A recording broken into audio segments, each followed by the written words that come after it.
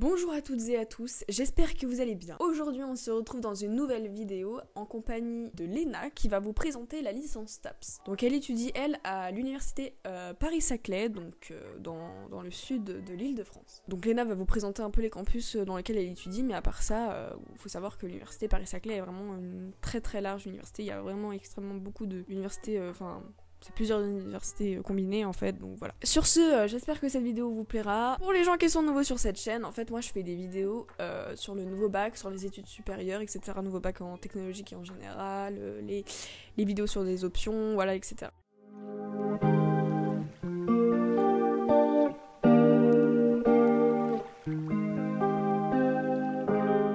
Salut, moi c'est Léna, je suis en L3 de STAPS à l'université Paris-Saclay et je suis en L3 mention APA. Donc STAPS, qu'est-ce que ça veut dire? STAPS c'est Sciences et Techniques des Activités Physiques et Sportives, donc vous l'aurez compris, c'est une fac de sport et de sciences. Contrairement aux clichés des STAPS qui travaillent pas, on travaille. D'accord? On fait pas que du sport, on n'est pas tout le temps en jogging. Bon, on est souvent en jogging parce qu'on a souvent plusieurs sports dans la journée et qu'on a flemme de se changer, mais on travaille.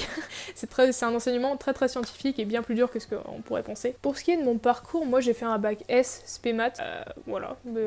L'aspect maths n'est pas essentiel pour STAPS, hein. Mais je pense que la triplette maths physique SVT va devoir être essentielle par contre à prendre. Après je sais qu'il y a l'option sport maintenant qui est demandée, donc pourquoi pas échanger, je sais pas, la physique avec le sport ou j'en sais rien. Mais voilà, sport ça peut être intéressant forcément vu que c'est une fac de sport, mais les matières scientifiques sont très importantes et je sais pas si toutes demandent les maths, mais je sais qu'en tout cas la SVT ça va être très important pour tout ce qui est le corps humain. La physique, il y a toute la partie chimie où on s'en fiche un peu, et par contre la partie physique, mécanique, avec les lois de Newton, tout ça, qui va être important pour un enseignement, pour la biomécanique, etc. Les maths sont pas les plus importantes, voilà, je vais pas vous mentir, on fait pas énormément de maths, sinon c'est des statistiques, enfin c'est des maths vraiment à la portée de tous, c'est pas aussi poussé que qu'est-ce qu'on avait en S par exemple. Mais je sais que beaucoup de facs la demandent, donc c'est peut-être toujours bien de l'apprendre, au moins en première. Après, faut pas avoir peur quand on dit sciences et sport, parce que STAPS c'est vraiment pluridisciplinaire. Genre vraiment, mais ça je vous en parlerai un petit peu plus tard. C'est vraiment, ça touche beaucoup de disciplines différentes et on trouve toujours quelque chose. C'est sur Parcoursup, donc c'est pas très compliqué. Il faut avoir son bac forcément, le mieux possible entre guillemets, avec mention c'est mieux, et le plus haut possible autant que vous pouvez. Ce qu'il faut. Après, il faudra lettre de motivation et CV aussi, avec votre spécialité sportive. Ils vont vous demander voilà, votre sport de référence. En fait, si vous faites un sport en club, voilà, ça va être celui-là, ou sinon celui dans lequel vous vous sentez le plus à l'aise.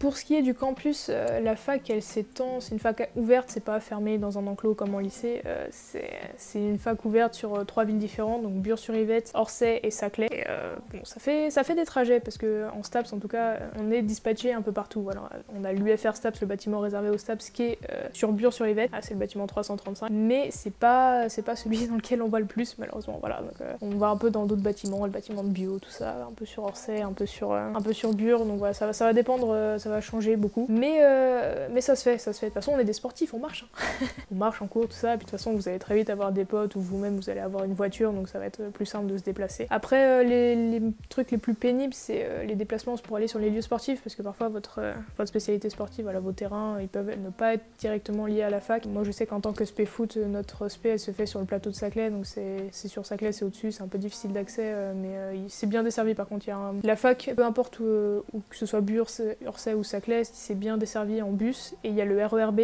voilà, qui passe par là, voilà, qui s'arrête à Orsay-Ville et à Bure-sur-Yvette. Donc c'est bien desservi, il y a plusieurs manières de y aller, et ça se fait bien. Et aussi, ce qu'il faut savoir, c'est que voilà, Paris-Saclay, c'est une fac assez réputée, voilà, ce qui est mondialement connu, qui a fini 14e sur le classement de Shanghai des meilleures universités du monde. Donc voilà, c'est vraiment connu, c'est respecté, c'est la première fac de France, première STAPS de France aussi. Donc voilà, ils vont sélectionner les dossiers, déjà, sachez-le. Et ensuite, bah voilà, c'est quand même bien d'y aller. Mais en tout cas, l'enseignement est de qualité. Vraiment, les professeurs, c'est la majorité des enseignants-chercheurs, donc ils savent de quoi ils parlent. Souvent, on travaille sur leurs travaux, et c'est des personnes qui sont reconnues dans le milieu, qui sont reconnues internationalement. Donc vraiment, c'est un enseignement de qualité. En plus, il y a un laboratoire, le laboratoire du SIAMS, qui est relié, qui est juste à côté du bâtiment bâtiment STAPS en plus, voilà, qui est relié pour la recherche. Donc vous aurez l'occasion, si vous avez la chance, de faire des TD dans ces salles-là, dans des salles avec du matériel vraiment de pointe, haute technologie, comme de la motion capture par exemple. Donc vraiment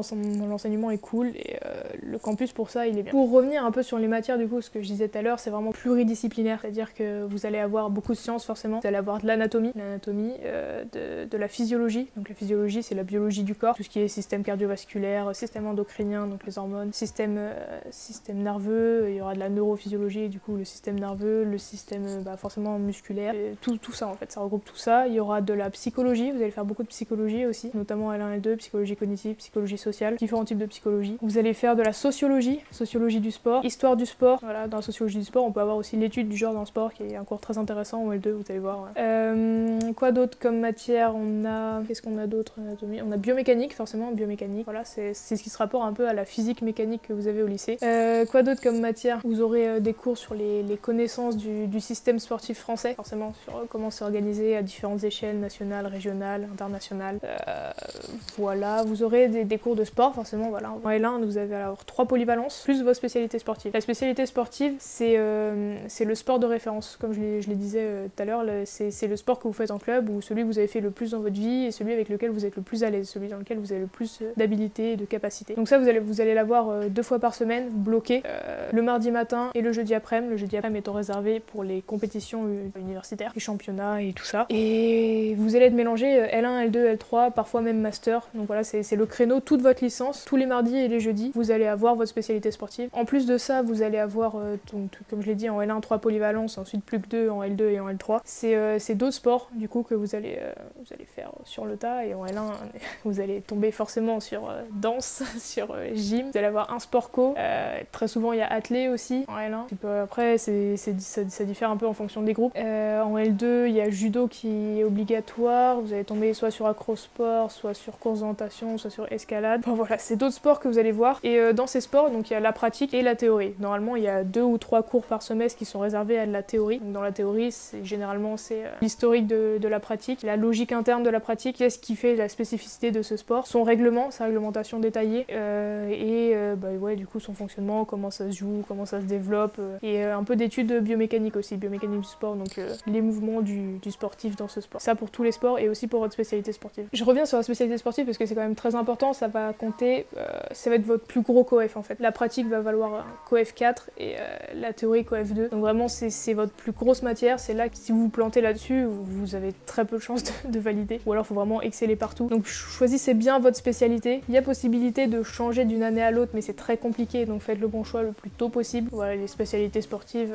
il y a volley, handball, football, basket, il y a natation, il y a escalade, il y a badminton, il y a tennis, danse. Il y a spé gym, il y a spé judo, je crois qu'on a fait à peu près le tour. De toute façon, vous pouvez le retrouver sur le site de la fac, hein, si vous tapez STAPS Paris-Saclay, vous allez avoir toutes les spécialités sportives. Pour ce qui est des amphis et des TT, alors généralement c'est les mêmes matières. Vous allez avoir des cours en amphi, vous allez, ça dépend soit toute la promo, soit la moitié de la promo. Ça dépend combien vous êtes et ça dépend de votre année aussi. Généralement, en L1 c'est par demi-promo, puisque les amphis sont pas assez grands pour tous. Donc voilà, vous allez être en amphi, des amphis de 250 à peu près. Et il y a des TD qui sont des approfondissements de ces amphis. Les amphis ne sont pas obligatoires, mais les TD sont obligatoires. Les amphis, libre à vous de y aller ou de pas y aller. Les TD, par contre, si vous n'y allez pas, il va y avoir des conséquences, puisque vous avez le droit à 20% d'absence. Après, vous êtes défaillant, vous redoublez automatiquement. Si vous êtes défaillant dans une seule matière, c'est toute votre année qui est jetée à la poubelle, en fait. Donc faites bien attention de toujours justifier vos absences et de pas être absent au minimum, en tout cas pendant les TD. Ça peut arriver que des fois vous ayez une matière qui soit uniquement en cours magistral et pas en TD, mais ça vous le saurez à l'avance. Et surtout, sachez que c'est les profs d'amphi qui font les sujets de partiel. Donc si vous n'allez pas en amphi, vous allez que en TD, soit vous avez de la chance d'avoir des potes qui vous donnent les cours, soit vous êtes un peu dans le caca. Donc voilà, moi je conseille vraiment d'aller en amphi parce que c'est le gros du travail, même si vous notez pas tout, même si vous écoutez pas 100% du temps, parce que c'est quand même impossible d'écouter 1h30 alors que vous êtes 250 dans une salle, je suis bien consciente de ça. Moi-même j'y arrive pas, mais c'est important d'y aller quand même. Alors en termes d'emploi du temps, je sais que les STAPS ont une réputation excusez-moi du terme, de branleur quand même, voilà, on fait pas grand chose, c'est faux. on n'a pas des gros horaires, on fait pas du 8h, 18h30 tous les jours.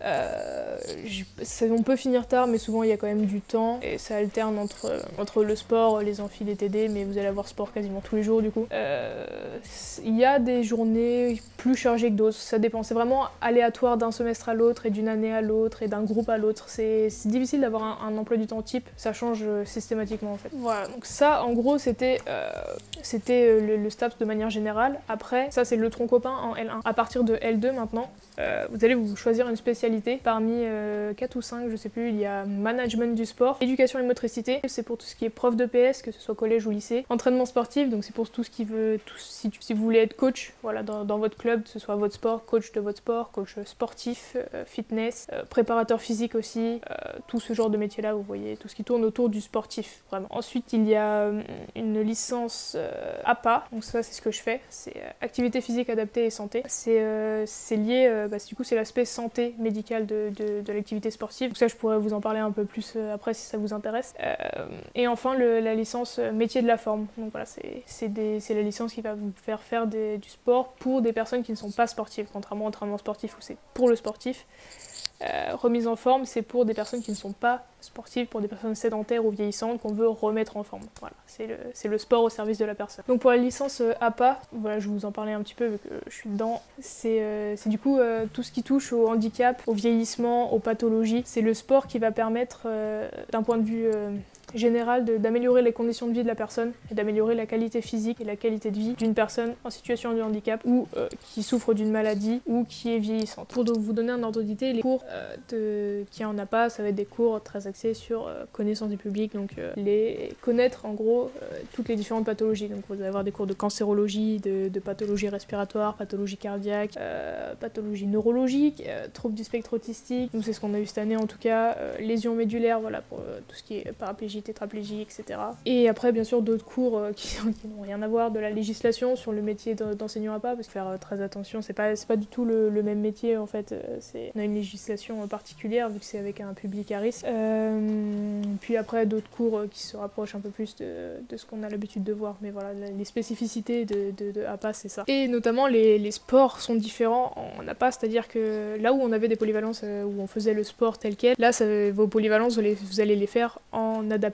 Voilà, vous allez faire par exemple du basket fauteuil, vous allez faire de la course d'orientation mais adaptée, vous allez toujours faire en sorte d'adapter votre pratique sportive. Voilà, il y aura de la préparation physique même, préparation physique mais adaptée, vous allez vous mettre en condition de handicap, vous allez avoir des cours sur des différents sports adaptés en fait, de la connaissance de sport, de pratique fédérale que vous ignorez, où on vous met soit vous en situation de handicap, soit si vous allez probablement avoir la chance de faire par exemple activité aquatique avec un public déficient intellectuel, c'est ce que nous on aurait dû faire cette année, mais avec Covid c'était pas possible. Mais vous normalement ce sera revenu à la normale, donc voilà, vous allez faire du sport directement avec votre public en situation de handicap.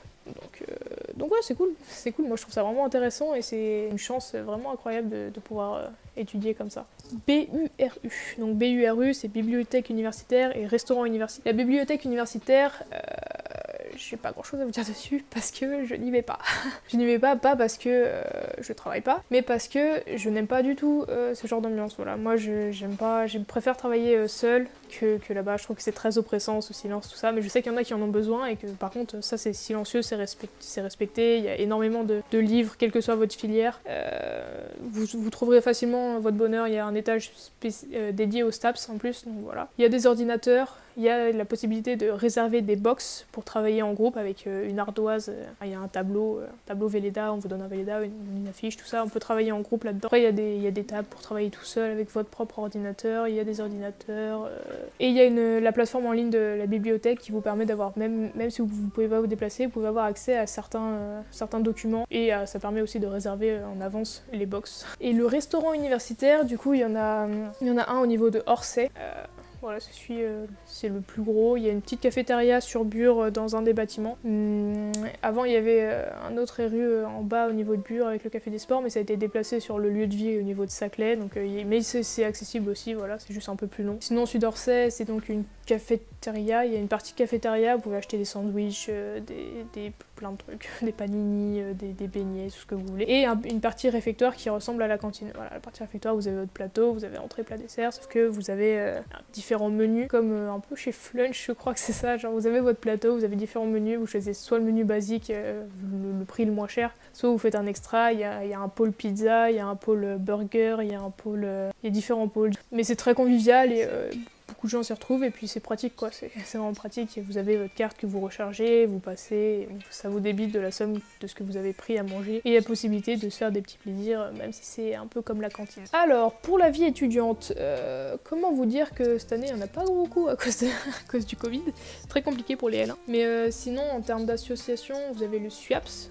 Du coup, le SUAPS c'est pas dédié au STAPS, c'est pour toute la fac, toutes les filières. Vous allez avoir la possibilité de choisir un ou deux sports avec votre carte membre SUAPS et de faire de la pratique sportive en dehors des cours. Aussi, vous pouvez le retrouver sur le site, les offres du SUAPS. Et on a le BDE, du coup, le BDE de la fac, qui organise des soirées notamment, je sais que c'est ça qui vous intéresse, les soirées d'intégration, les soirées tout au long de l'année, voilà, des soirées en boîte, mais qui organise aussi des rencontres sportives et ça c'est cool, voilà, il peut y avoir des tournois qui sortent, des rencontres sportives avec d'autres facs, ce genre de choses.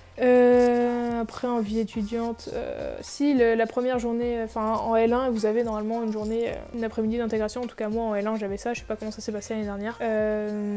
Cette année je sais que ça s'est pas fait à cause du Covid, mais voilà. Nous en L1 on a eu un rallye photo qui nous a permis de découvrir, déjà de se faire des potes, et de découvrir la fac avec des endroits clés, donc tous les endroits où vous allez être majoritairement, tous les bâtiments où vous allez passer le plus de temps, ceux à connaître vraiment, voilà, vous allez les voir par ce petit rallye là. Après ça peut être sous différentes formes, nous c'était comme ça, mais voilà, le but de la journée d'intégration en tout cas c'est de vous présenter les bâtiments, parce qu'on sait que c'est compliqué, on est facilement perdu, c'est de présenter justement les bâtiments où vous allez passer le plus de temps. Mais sachant qu'il y a une application, voilà, une application Université Paris-Saclay, qui s'appelait Paris Sud, je sais pas s'ils l'ont changé Paris-Saclay, où vous avez la localisation des bâtiments et vous avez votre petit point là, comme sur les Google Maps, vous avez votre petit point, vous déplacez vers le bâtiment que vous cherchez. Et voilà, ça se fait, c'est cool. C'est à peu près tout sur la vie étudiante, je crois. Autre chose que j'ai pas précisé sur le BDE, c'est qu'ils organisent un voyage au ski. Voilà, chaque année il y a un voyage au ski organisé par les staffs et il y a plusieurs petits événements. Voilà, ils font des soirées raclette des fois. Ils ont créé en tout cas un système de tuteurs. Voilà, un tutorat où il y a du coup le tutoré et le tuteur. C'est-à-dire souvent c'est un L2, un L3 qui aide un L1 dans son intégration, qui l'aide à trouver les bâtiments, qui l'aide à s'organiser dans son travail, qui l'aide à comprendre si jamais il a besoin, qui lui donne des cours s'il lui en reste. Donc voilà, et ça c'est le BDE qui s'en charge, et le BDE organise plein de choses tout au long de l'année, que ce soit des événements en soutien à des œuvres caritatives, que ce soit voilà, le cancer du sein, le Movember, voilà, on a fait Octobre Rose, le Movember, voilà, ils organisent plein de choses sur la fac. Quelque chose que j'ai pas précisé, mais si vous êtes haut niveau dans votre sport, vous avez bon niveau ou haut niveau, ça c'est si vous êtes sur les fiches ministérielles, vous avez la possibilité d'avoir un emploi du temps aménagé, tout comme si vous êtes salarié par exemple, si vous travaillez en même temps que vous êtes à la fac, vous avez la possibilité de faire un contrat pédagogique avec votre secrétariat où la fac s'engage du coup à vous laisser du temps pour soit votre pratique sportive si vous êtes bon ou haut niveau, soit pour votre travail si vous êtes salarié. Mais d'un autre côté, vous vous engagez à suivre et à rattraper les cours et à tout passer en contrôle terminal si vous pouvez pas aller en TD. Donc en récapitulatif, faut vraiment le vouloir. C'est assez chargé, surtout en L1. Après vous vous spécialisez, donc c'est différent, mais le tronc commun il est quand même assez chargé. Beaucoup de choses à savoir, beaucoup de choses à gérer. Il va falloir apprendre à gérer la fatigue aussi parce que vous allez devoir vous habituer à un rythme de vie et de sport bien plus intense que vous avez l'habitude de ce que vous avez l'habitude de faire en temps normal, surtout si vous continuez votre pratique de club à côté. Et pour mes conseils, voilà, moi je vous conseille d'être vraiment motivé, de vous donner les moyens, parce que ça va pas être toujours facile. Il y a toujours des matières qui vont moins vous plaire que d'autres, mais il y aura toujours moyen de se rattraper sur d'autres trucs. Donc faites les efforts. Si j'avais un dernier conseil à vous faire, c'est faites attention à votre rythme de vie. Voilà, parce que la charge de sport va être bien plus importante que ce que vous avez l'habitude de faire d'habitude, et le risque de blessure augmente avec la fatigue Et si vous n'avez pas un mode de vie sain, voilà, si vous mangez n'importe quoi tout le temps, si vous sortez tous les soirs, que vous n'avez pas de sommeil, si vous ne buvez pas assez ou pas assez d'eau, ça va être compliqué, surtout si vous vous blessez et que vous n'êtes pas capable de passer les évaluations de vos sports, c'est 0. Et un 0 dans la moyenne, ça fait mal, ça fait très mal. Donc voilà, faites attention à vous, votre corps c'est votre outil de travail, prenez-en soin, sinon vous allez galérer. Donc voilà, c'est le meilleur conseil que je puisse vous donner. Merci d'avoir regardé cette vidéo, j'espère qu'elle t'aura plu. N'hésite pas à t'abonner et à mettre dans les commentaires tes petites questions pour qu'on puisse y répondre. N'hésite pas aussi à mettre des licences que tu aimerais voir ou des cursus, n'importe, dans les commentaires. Bye!